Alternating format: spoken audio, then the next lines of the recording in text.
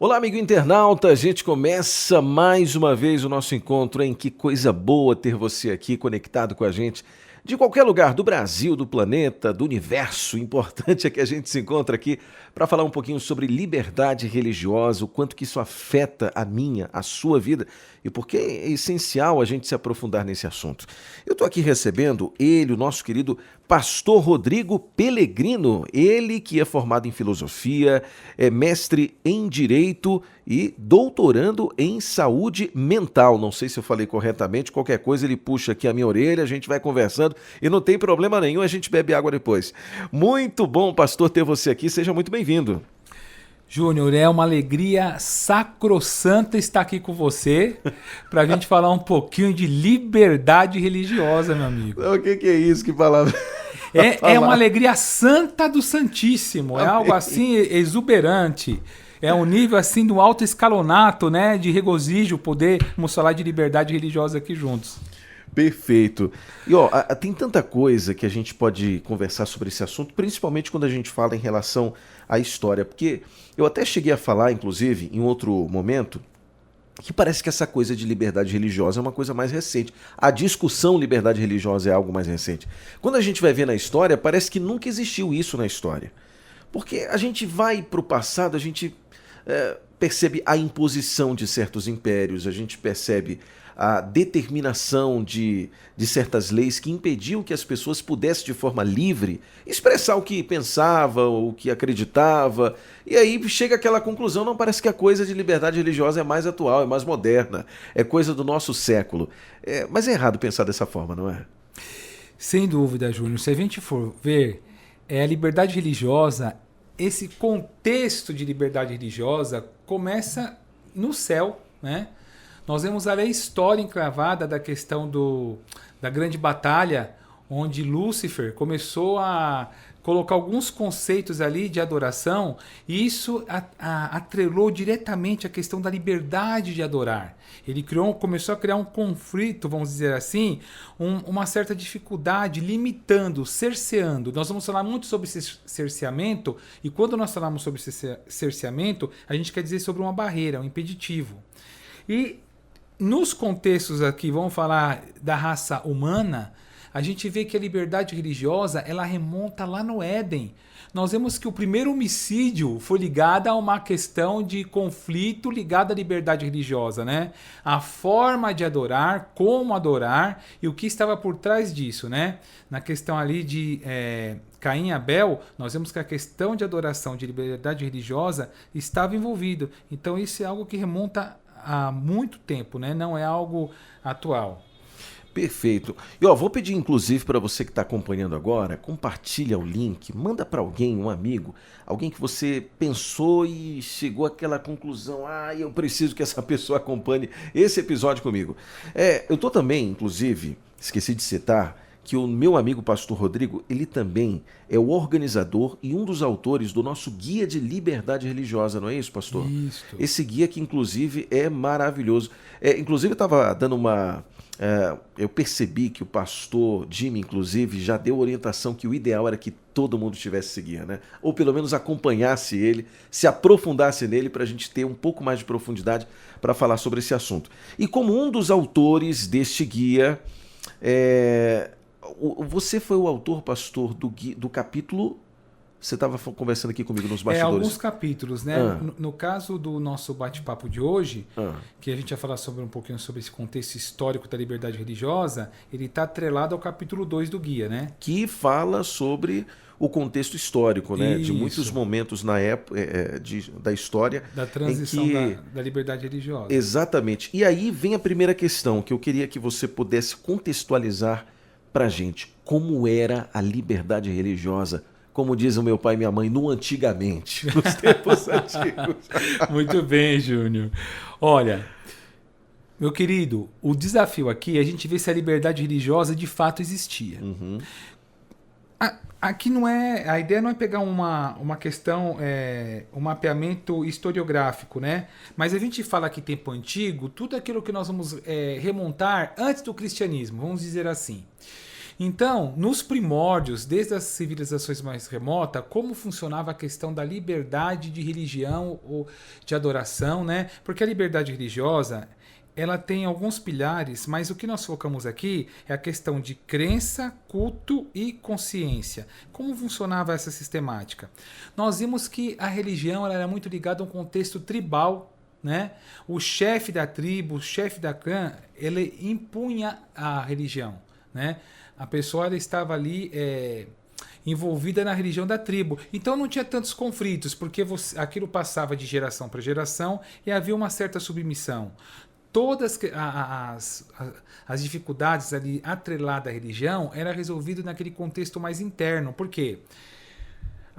Vamos dizer assim, o governo civil, as normas do chefe tribal, do líder ali da comunidade, ele também era chefe da tribo, mas também era chefe religioso. E essa questão da religiosidade, tirando o povo monoteísta, né, vamos dizer assim, o povo hebreu, a questão ali era ligada muito ao politeísmo. Então a religião era atrelada aos deuses daquela tribo. Então aquela tribo adorava o deus X, o deus Y, era vivido assim. Não tinha tanta dificuldade com liberdade religiosa, mas até então você ficava destrito, preso com a religião daquela comunidade, daquela religião tribal. Então, liberdade religiosa de fato não existia por quê? Se você pensasse diferente do contexto da religião da comunidade ao qual você estava inserido nos tempos antigos, você era considerado até inimigo daquele povo. Você tinha que estar seguindo a ideologia religiosa da tribo, aquilo que era colocado.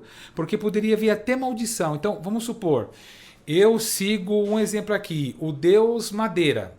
Minha tribo, eu sou líder da tribo X e ali o nosso grande deus é o Madeira. O Júnior quer adorar o deus Sol. Você poderia trazer maldições para a tribo por adorar outro deus. E você podia passar até pela pena de morte. Então, de fato, agora, não existia. É tipo assim, a pessoa nasceu naquela tribo, conhecendo aquelas crenças. Era até difícil a pessoa seguir outra. Afinal de contas, tudo que a pessoa conhecia eram aqueles deuses, eram aquelas crenças. Ou eu estou errado? Sim, de modo majoritário é isso mesmo. Só que, assim, nem todos, né? Sempre tinha aquela exceção de alguém falar, olha, não vejo sentido seguir o Deus da minha tribo. Não vejo muito significado seguir esse ritualismo. Então vamos colocar assim, sempre havia um dissidente, um fugitivo, um escorregadio. Né? E quando acontecia isso, de você ver que aquela pessoa não seguia direitinho o ritual imposto pela o chefe do clã, tinha essa questão de conflito interno, né? Porque o domínio era centralizado, né, na religião daquele que governava a tribo ali e tal. Então isso era passado assim, de modo centralizado na antiguidade, era o politeísmo, havia vários deuses, mas em alguns contextos onde fugia-se disso, né, tinha essa questão de deve ser maldição, você seguir querer fugir daquela ritualismo religioso da tribo, do deus principal a qual a tribo adorava, que havia vários, né? Geralmente era o politeísmo que reinava. Agora, quando foi que se quebrou isso? Né? Porque eu falo no sentido, deixa eu explicar aqui, no sentido assim, aquela tribo, aquele povo adorava somente aqueles deuses, que foi passado muitas vezes do pai para o filho, que foi ensinado para o neto e por aí vai. Agora, a gente tem uma ideia, posso assim dizer, de um período em que isso foi quebrado no sentido assim, nossa, eu acho que tem outras crenças, eu acho que tem algo a mais do que eu conheço até hoje aqui na minha tribo. É nesse sentido que eu pergunto. Olha, Júnior, a gente, como disse, a gente não está seguindo a ideia é um panorama, é um contexto histórico da liberdade religiosa. Porque os historiadores, né, ao ver o nosso bate-papo, vão falar, mas a cronologia, não é a cronologia. A ideia é pegar uma linha geral no tempo. E essa quebra, dentro do contexto da liberdade religiosa, a gente pode entender que isso começou com a visão do imperialismo. E qual império? Nós tivemos aí, por exemplo, a Grécia, tivemos Babilônia, né? Alguns impérios que dominou mundialmente. Mas o Império Romano, nós podemos dizer o seguinte, ele abriu um portal para flexibilizar ou O termo melhor não seria isso, mas acho que dá uma ideia mais adequada. Para democratizar a religião. Em que sentido? O Império Romano, não só ele fez isso, a Grécia também, geralmente os impérios faziam isso. Quando você conquistava um povo, os deuses do povo conquistado entrava para o panteão. Então você vê o panteão, o conjunto de deuses, né? Vamos dizer assim, a coletânea de deuses do Império Romano, o panteão romano, ele incorporou deuses o quê? Do panteão grego, mudou algum nome e tal. Então, como foi incorporando a religião, a partir do Império, as religiões acabaram tendo um sincretismo, uma incorporação. Então, teve-se uma liberdade para quê? Você adora o Deus que você quer, do jeito que você quer. Tudo bem que durante o Império, quem era o grande Deus? Era tido como a divindade? Era o imperador. O imperador, no Império, com o Império Romano, teve essa flexibilidade de que foram incorporando os deuses, né, dos reinos conquistados. Então, os reinos conquistados, os deuses foram inseridos ali. Você tinha uma flexibilidade para poder ter esse politeísmo, essa adoração, sem esse cerceamento. Mas, qual que é o grande foco no Império Romano? Começou-se a ter, nesse período do Império, a tolerância, a suportabilidade. E o que eu quero destacar aqui? O cristianismo. Aqui entrou em cena a religião cristã. A religião cristã, bem no início do Império Romano, era tolerada. No início do cristianismo, porque o cristianismo era a religião do bem, a religião da solidariedade. Isso era até bem visto pelo Império. Então eles aceitavam. Então com o Império teve essa flexibilidade, né, de diminuir um pouco essa pressão. Teve uma relativa liberdade religiosa, apesar que depois nós vemos que houve muita perseguição ao cristianismo e tal, mas o Império Romano ele deu uma quebra dessa religiosidade, dessa pseudo-liberdade religiosa que se falava que tinha nos tempos antigos antes, né, do cristianismo. Então o Império Romano foi um marco para flexibilizar e diminuir essa pressão, né? Teoricamente havia uma certa liberdade religiosa, uma tolerância religiosa, bem no início do Império. Perfeito. Galera, tá tudo certo aí? Tá acompanhando? Tá gostando do conteúdo? A gente sempre fala que é importante a sua participação. Coloca aqui nos comentários a tua pergunta e a gente vai procurar coletar essas perguntas e levar para os nossos convidados aqui no nosso podcast, tá bom? No nosso encontro, que é sempre, toda semana a gente está junto por aqui. Agora, um dos períodos que a gente vê que existiu aí, pelo menos nos filmes, é assim que é demonstrado, né? Uma coisa é o que o filme mostra, outra coisa muitas vezes é o que a história diz. Então, já que a gente tem a oportunidade de conversar um pouco sobre isso, e na Idade Média? Como é que foi no contexto de liberdade religiosa? Que a gente acompanha, né? Seja em um filme, seja em muitas palestras, que foi um período que muitos dizem assim, um período de muitas brutalidades, não é? Uhum. E como é que fica a liberdade versus a brutalidade de uma época em que houve tantos conflitos? Como é que o conflito da época combina ou não combina com a liberdade religiosa, pastor? Olha, a sua pergunta é sensacional. Assim, Júnior, como a gente está pegando aqui só o supra-sumo, a ideia principal de cada período, é importante a gente falar um pouquinho dessa transição. Nós vimos que na antiguidade, então, tinha o politeísmo, era mais a religião tribal, e se fugir daquilo poderia ter algum conflito interno da tribo. Nós vimos que depois, com o Império Romano, nessa questão do Império, as religiões foram sendo incorporadas, né? Teve essa miscigenação, se pode falar assim, ou abriu esse campo para incorporar as diversas religiões. Mas do Império Romano para o período medieval, o choque, vamos dizer assim, não se teve mais tolerância nenhuma. Por quê? Do ano 30 ao 64, houve uma tolerância para o cristianismo. Aí o Império ele tolerava o cristianismo. Só que com Nero já foi imperador, que ele já abriu campo para a ideologia que viria na Idade Média. Em que sentido? Nero tacou fogo em Roma, quis culpar os cristãos. Com Nero veio a primeira grande perseguição, vamos dizer assim, ao cristianismo. E aquilo começou, aquela tolerância que tinha para o cristianismo, ela começou a ser cerceada. O que deu pontapé para que a Idade Média fosse o grande período do massacre né, que não se tinha nem sonho, uma ideia ou um pensamento de liberdade religiosa. Qual que foi o documento histórico que a gente pode dizer aqui? O Edito de Tessalônica. O Edito de Tessalônica. Na Idade Média, né, ou nos seus primórdios, ali preparando o campo para esse período medieval, é fato conhecido na história o decreto do imperador Constantino. Constantino, teoricamente, ele fez o cristianismo ser a religião do império, mas isso é registrado na história por finalidades políticas, mas na realidade a opressão era geral, porque depois nós vimos o quê? Ele mexeu em pilares da religiosidade. Qual é o dia de guarda até então, claro, até o momento do início ali no transcorrer do império para a transição da idade medieval? Era o sábado. O sábado é aquele dia que já vinha pelos judeus, era claro, e lógico, isso não era oficial, porque tinha os dias de adoração dos seus deuses, né? Não tinha um dia específico de guarda, mas como o povo judeu era distinto nessa questão, o sábado até então era tranquilo. Mas por que na Idade Média, eu estou dizendo abrindo o campo para a Idade Média, Constantino é fundamental para a gente poder entrar nesse período. Quando ele veio com um decreto dominical, colocando a obrigatoriedade de se guardar o dia de domingo como um dia religioso. E por que ele fez isso?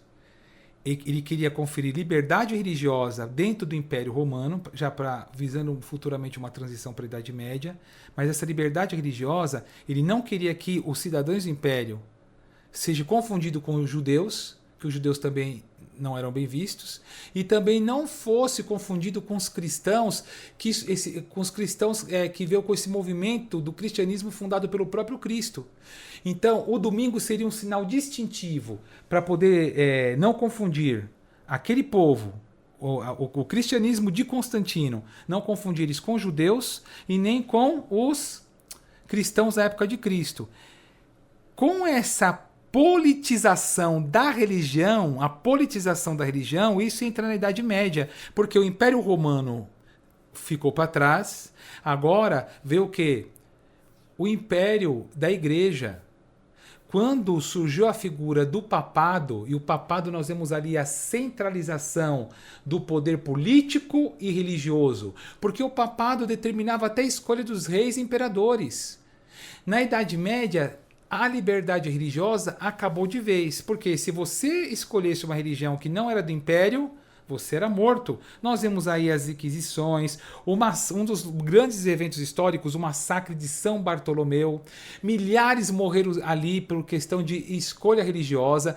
As pessoas não queriam seguir a religião do império. As pessoas tinham ali as suas lutas para aceitar que o Papa era infalível, né? A questão também da virgindade de Maria, foram algumas questões que surgiram dentro do período medieval que gerou essa contenda. E quem escolheu uma religião diferente, a do Império Papal, por que a gente não diz que é mais Império Romano? Porque Roma, como império, ela se dividiu pelas nações bárbaras, teve o seu enfraquecimento. O papado ele veio para suprir aquela lacuna que o Império Romano deixou.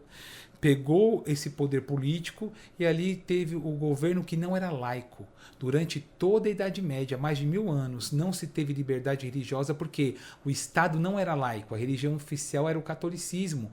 E aonde, meu querido, não tem laicidade, o que é laicidade? Júnior, coisas que é da igreja, a igreja toma conta. As pessoas confundem com ateísmo, né? E também tem isso. Estado laico significa que... Não. É bom... Um grande jurista... Você foi aí iluminado. Tem um grande jurista brasileiro chamado Ives Gandra. E eu gosto demais de uma fala dele. Ele fala assim, o Estado laico não é Estado ateu. O Estado laico, o cidadão cristão, ele tem que participar da vida pública do Estado, dar suas opiniões, dar o seu ponto de vista na gestão da coisa pública. Mas uma coisa é o seguinte, o que é da igreja, assunto da igreja, a igreja que decide. Né? E o que é do Estado, é do Estado. É porque é político. Mas nesse momento, meu querido, os poderes se juntavam.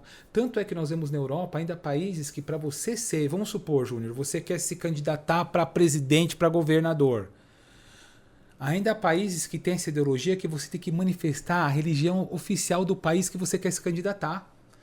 Então vamos supor aqui, o Reino de Gana. todo mundo ali é da religião, da religião da estrela. Se você quer ser presidente do Reino de Gana, você tem que ser fiel da religião da estrela. Ainda há resquícios disso mesmo entrando na modernidade, né? A Idade Média, realmente, a igreja perseguiu, matou, tinha uma religião oficial, não tinha liberdade religiosa, mas aí veio na modernidade, né?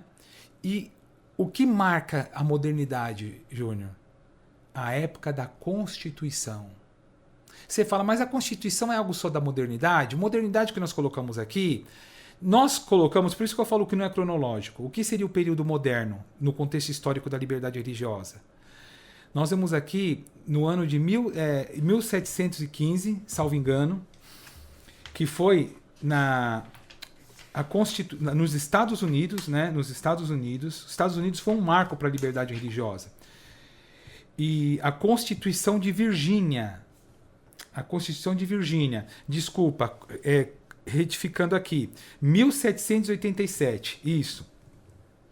Nós tivemos ali a Constituição Federal dos Estados Unidos, e antes disso ser colocado na Carta Magna Americana, a Constituição do Estado de Virgínia, Júnior, na modernidade, foi a primeira Constituição que, de maneira explícita, de maneira escrita, registrada, defendeu o direito de liberdade religiosa. Então, se você perguntar para mim, Júnior, de fato, quando a liberdade religiosa surgiu para valer de maneira explícita, nos Estados Unidos, com a Constituição de Virgínia, que foi o primeiro documento. Aí depois isso logo foi incorporado a nível de nação pelos Estados Unidos da América. Tá. Aí os professores de história estão querendo talvez me morder agora, Júnior. Em que sentido? Mas é a Carta Magna do Rei João Sem Terra, em 1215 na Inglaterra. Lá já não falava da liberdade de culto? Em 1215, dentro do período medieval ainda, que nós vamos estar pegando fogo, a igreja dominava. Uhum. Foi até por volta do ano de 1700 que a igreja dominou durante a Idade Média. Mas você fala em 1215, não teve ali a Constituição do Rei João Sem Terra, que conferiu uma certa liberdade religiosa? Em 1215 não tinha liberdade religiosa de fato. Ali se concedeu uma liberdade de realizar seus cultos, a liberdade de culto. Mas, Júnior, para fazer essa liberdade de culto foi sobre a autorização da igreja. Assim, ó, velado, ó, Júnior, você vai adorar aí. Isso foi na Inglaterra ainda, que foi o país, vamos dizer assim, a nação da liberdade da época. Sim. Mas assim, Júnior, você vai adorar. Mas a igreja está de olho. Se você ver o preâmbulo da Constituição de 1215, ali é sobre a bênção, sobre o crivo, como se fosse uma autorização do episcopado. O bispo ali da Inglaterra falou, não, tudo bem, você vai adorar tudo, mas a gente tá de olho. A ideia foi essa. Teve uma certa gerenciamento da igreja ainda. Mas só depois, na Idade Moderna, qual que é a ideia de Constituição? A Constituição ela limita o poder do governante. E ela confere direitos e garantias fundamentais às pessoas. E a liberdade religiosa é a primeira liberdade conquistada pelo ser humano. Entre os direitos fundamentais, né, a Declaração Universal dos Direitos Humanos, a liberdade religiosa foi o primeiro. Então a Constituição ela trouxe isso.